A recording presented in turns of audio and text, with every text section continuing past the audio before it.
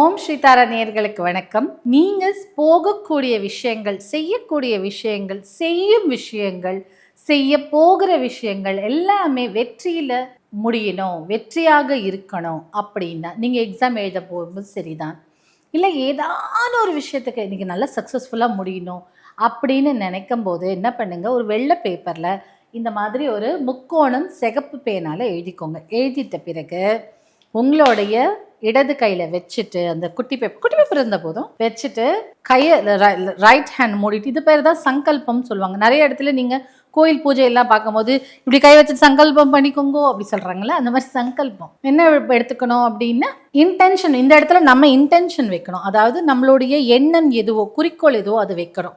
என்ன வைக்கிறோம்? இப்போ நீங்கள் ஒரு தேர்வு எழுத போகிறீங்க.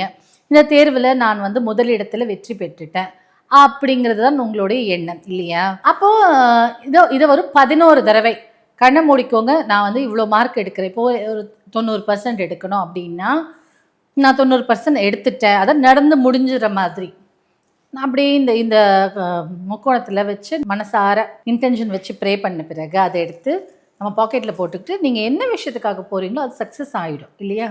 சக்ஸஸ் ஆனதுக்கப்புறம் அந்த பேப்பரை ஓடுற தண்ணியில் போட்டுருங்க. அப்படி இல்லைன்னா ஒரு இடத்துல சேவ் பண்ணிகிட்டே வாங்க. நீங்கள் ட்ராவல் பண்ணும்போது ஏதாவது ஆறோ நதியோ இருந்தால் டப்பால் அதில் போட்டுருங்க. சரியா? ஸோ இது எல்லா விஷயத்துக்கும் பயன்படுத்தலாம். இதுக்கு தான் அதுக்கு தான் கிடையாது.